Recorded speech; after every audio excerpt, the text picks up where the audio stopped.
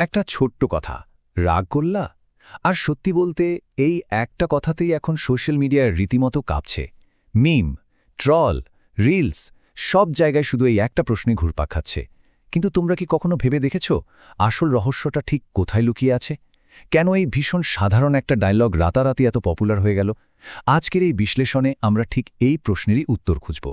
আমরা দেখব কিভাবে ছোট্ট একটা বাক্য আমাদের ডিজিটাল দুনিয়ায় এত বড় প্রভাব তৈরি করে ফেলল। শুধু দুটো শব্দ, একটা প্রশ্নবোধক চিহ্ন আর সাথে একটা মিষ্টি হাসির ইমোজি। আচ্ছা, প্রতিদিন তো আমরা কত কথাই বলি, তাই না? কিন্তু সব কথা তো আর মিম হয়ে যায় না। তাহলে এই রাগ করলার মধ্যে এমন কি ম্যাজিক আছে যেটা সবার মনোযোগ এত দ্রুত কেড়ে নিল? কিভাবে আমাদের দৈনন্দিন জীবনের এত পরিচিত আর সাদামাটা একটা কথা সোশ্যাল প্ল্যাটফর্মগুলোতে একেবারে ভাইরাল হয়ে গেল? চলো সেটাই একটু গভীরভাবে বোঝার চেষ্টা করি। এই ট্রেন্ডের শুরুটা বুঝতে হলে আমাদের যোগাযোগের বর্তমান ধরনটা একটু খেয়াল করতে হবে। আজকাল কিন্তু আমাদের ধৈর্য বা মনোযোগ ধরে রাখার সময় অনেকটাই কমে গেছে। তাই আমরা এখন ছোট, মজার আর খুব দ্রুত কানেক্ট করা যায় এমন কথাগুলোই বেশি পছন্দ করি। লম্বা কোনো জোকস শোনার চেয়ে হঠাৎ করে বলে ওঠা একটা ছোট পাঞ্চলাইন এখন মানুষকে অনেক বেশি আনন্দ দেয়। এমন কোনো কথা যা শুনলেই অজান্তে মুখে হাসি চলে আসে। ব্যাপারটা আসলে খুব সিম্পল। ধরো, পুরো দৃশ্যপটটাকে আমরা ৩টে সহজ ধাপে ভাগ করতে পারি। প্রথমে, বন্ধুদের আড্ডায় কাউকে একটু মজার ছলে খোঁচা দেয়া বা ট্রোল করা। এরপর কি হয়? সেই বন্ধুটা হঠাৎ চুপ হয়ে যায়, তাই না? মুখটা একটু থমথমে করে রাখে। আর ঠিক সেই নীরবতা ভেঙে তুমি যখন মোক্ষম পাঞ্চলাইনটা ছড়ে দাও, কি হলো? রাগ করলা? ব্যাস। প্রতিদিনের এই সাধারণ মজার পরিস্থিতিটাই এখন মিম কালচারের সবচেয়ে বড় হাতিয়ার। দৃশ্যটা এতই পরিচিত যে আমরা সবাই খুব সহজেই এর সাথে রিলেট করতে পারি। এখন প্রশ্ন আসতেই পারে, মানুষ এটা এত পছন্দ করছে কেন? আধুনিক দর্শকদের মনস্তত্ত্ব যদি আমরা একটু ঘেঁটে দেখি, তাহলে দেখব মানুষ এখন রিয়েল আর ফানি কন্টেন্ট সবচেয়ে বেশি ভালোবাসে। একদম মেকি বা সাজানো গোছানো কিছুর চেয়ে প্রতিদিন আমরা যে কথাগুলো বলি সেগুলোই যখন স্ক্রিনে ভেসে ওঠে তখন তা দারুণভাবে নজর কাড়ে। এটা যেন আমাদের নিজেদের জীবনেরই একটা আয়না, যেখানে আমরা আমাদের বন্ধুদের চেহারা দেখতে পাই। আর স্পেসিফিকভাবে বলতে গেলে এই ডায়লগটা ভাইরাল হওয়ার পেছনে মূলত ৩টা কারণ আছে। ১, এটা খুবই সহজ, বোঝার জন্য তোমাকে রকেট সায়েন্স জানতে হবে না। ২, এটা দারুণ মজার, শুনলেই হাসি পায়। আর ৩ নম্বর, যেটা সবচেয়ে ইম্পর্ট্যান্ট, এটা সবার সাথে একদম রিলেটেবল। আমাদের সবার জীবনে এমন একজন বন্ধু অন্তত আছে যাকে এই কথাটা বলা যায়। এই ৩টে জিনিসের পারফেক্ট কম্বিনেশনই হলো ট্রেন্ডটার এত বড় সাকসেসের পেছনের ম্যাজিক। আসলে দিন শেষে আমরা সবাই কি চাই? একটু আনন্দ আর হাসি, তাই তো? এই যে দৈনন্দিন জীবনের এত ব্যস্ততা, কাজের চাপ, ক্লান্তি, এর মাঝে এই ছোট ছোট ট্রেন্ডগুলোই কিন্তু আমাদের জন্য ক্ষণিকের মুক্তির মতো কাজ করে।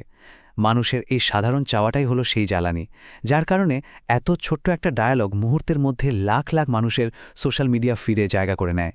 কারণ হাসির তো কোনো ভাষা নেই, আর এই ট্রেন্ডটা আমাদের হাসির সেই আবেগটাকে সরাসরি ছুঁয়ে গেছে। এই পুরো ব্যাপারটা কিন্তু আমাদের সোশ্যাল মিডিয়ার বিশাল ক্ষমতার দিকটাও চোখে আঙুল দিয়ে দেখিয়ে দেয়। একটু ভেবে দেখো, গত কয়েক বছরে কন্টেন্ট তৈরির স্টাইল কতটা বদলে গেছে। একটা সময় ছিল যখন মানুষকে বিনোদন দেওয়ার জন্য অনেক বড় বড় আয়োজনের দরকার হতো, কিন্তু এখন আর সেই যুগ নেই। সোশ্যাল মিডিয়া সাধারণ মানুষের হাতেও মুহূর্তে ভাইরাল হওয়ার চাবিকাঠি তুলে দিয়েছে।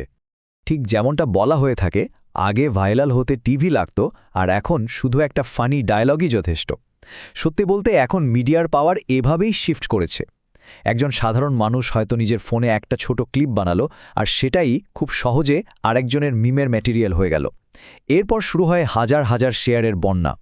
কোনো বড় প্রোডাকশন নেই, দামি স্টুডিও নেই, শুধু হাতের স্মার্টফোন আর একটা মজার আইডিয়া দিয়েই এখন পুরো বিশ্বকে এক সুতোয় গেঁথে ফেলা সম্ভব।